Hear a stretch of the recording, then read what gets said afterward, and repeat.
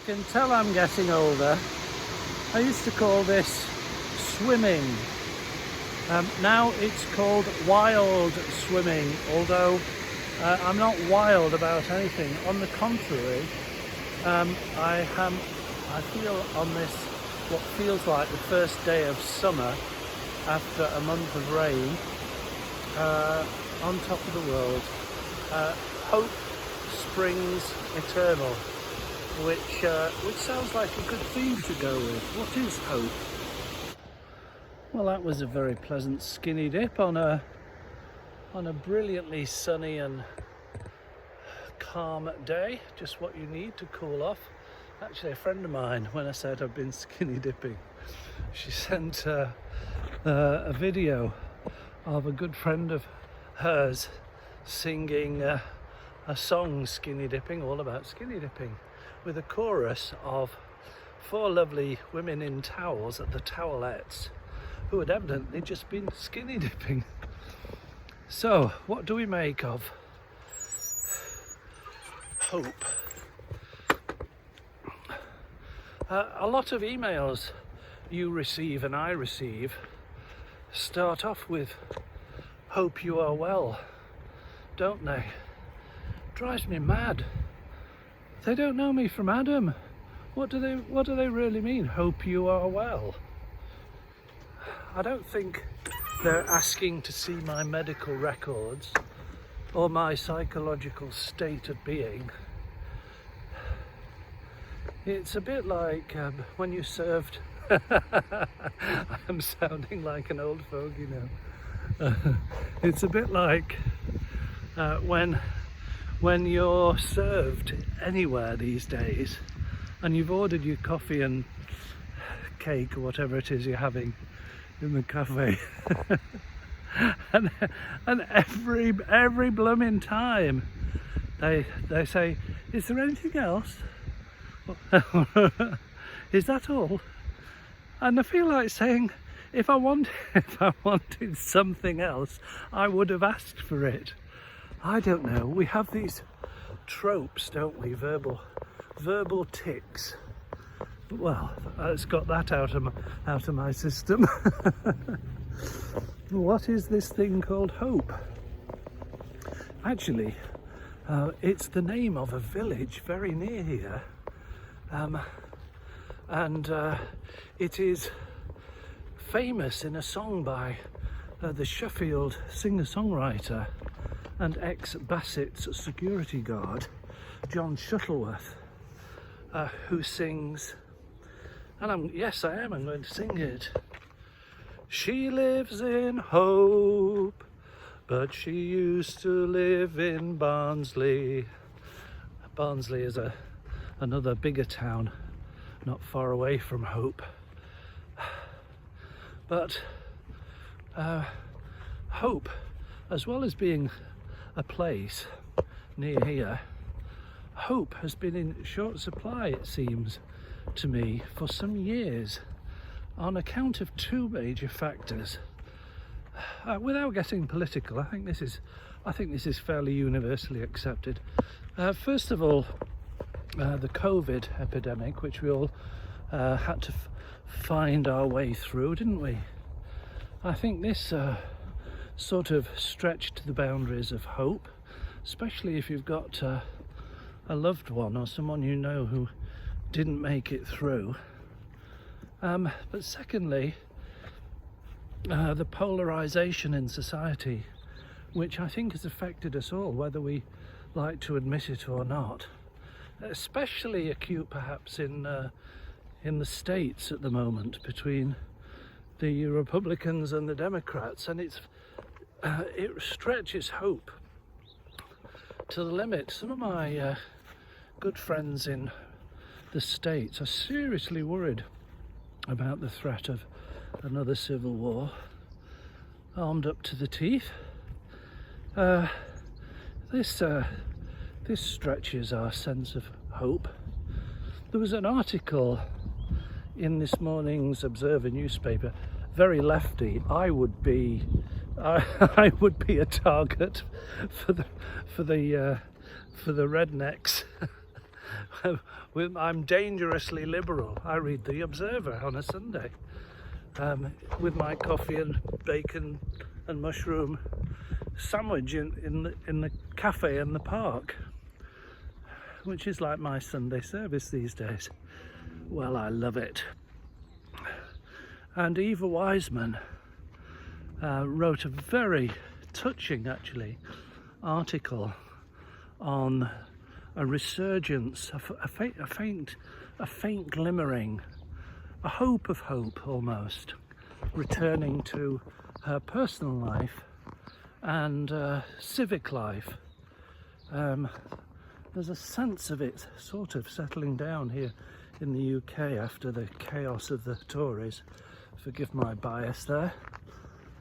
But come on, how many prime ministers in 1, 2, 3, 4 prime ministers in 4 years? Not a steady ship. I'm more concerned about their internal power struggles than the well-being of the nation. We'll see how the new Labour government gets on with that. No, I didn't mean to turn this into a party political vid. It's about hope. So what I would like to suggest we make the distinction of, though, is where we place our hope. Do we place it on a change of human circumstances, either a political party or a political leader, or do we put our hope in Taylor Swift or somebody from the Olympic team who's just got a gold medal, like in England, Emma Finucane, who's won 3 medals at her first Olympics? That gives you a sense of hope. I bet that's inspired a lot of young people, women especially, to take up their wheels. So it seems to me that these are human hopes, and by definition are limited in time and space, certainly in the time span of a human life. But is there a greater hope? I'm riffing now, I hope you appreciate that. What would be a hope that transcends a human lifespan? There's the example of the Italian farmer who was asked why he was planting a grove of new olive trees or bushes or plants, young ones, saplings, olive saplings, when it took beyond his remaining lifespan before they would bear fruit and be pressed. And he said, well, it's for the benefit of those after me. And I suppose with our kids, I certainly have a hope that my kids will have a flourishing life after I'm gone. That's certainly a hope. But of course, I'm touching on the numinous, the transcendent, the spiritual, not the sort of flesh and blood hope or familial or kinship hope, but a hope for me not in heaven.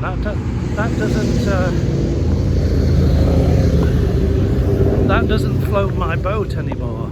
That's just something I picked up from my evangelical tradition, but that doesn't the biker boys are out.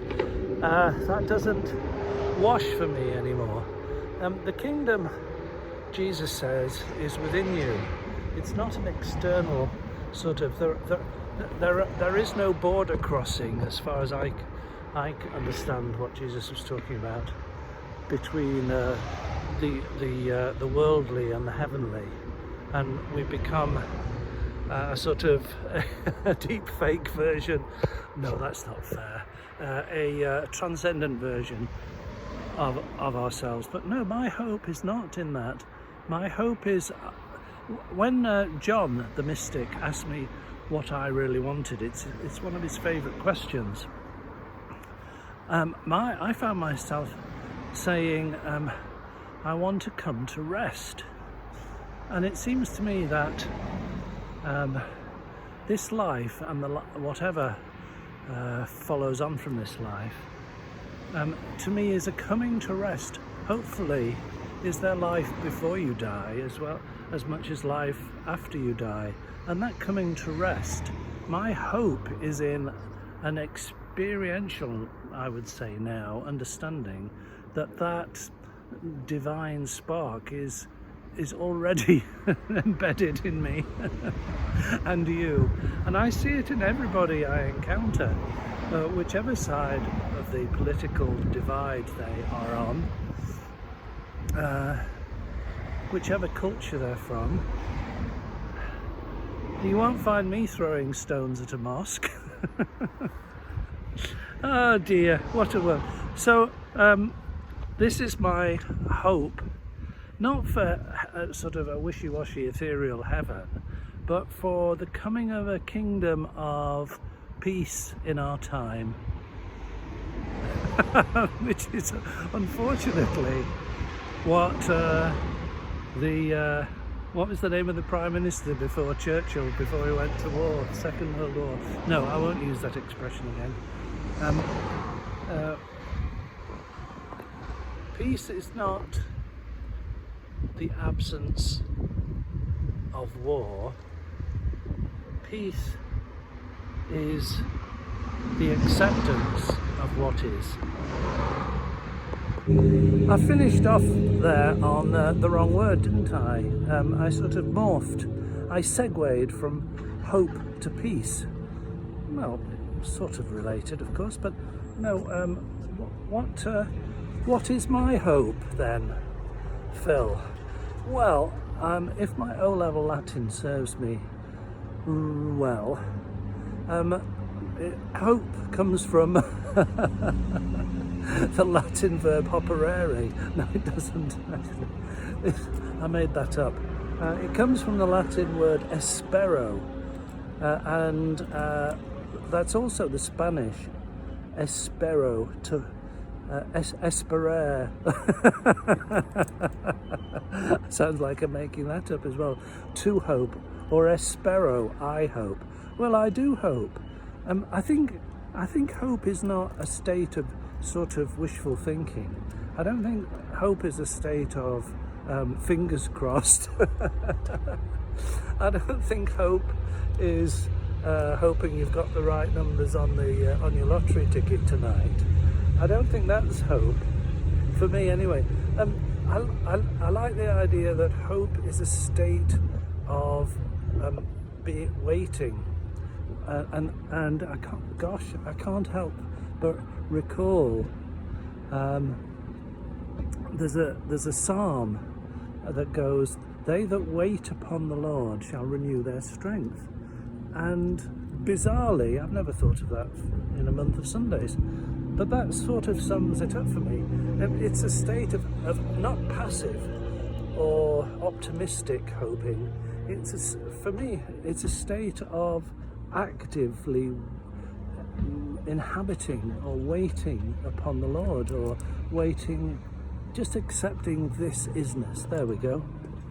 Hope for me is a present continuous accepting the isness, and that I'm not barking up the wrong tree. There you go. See ya.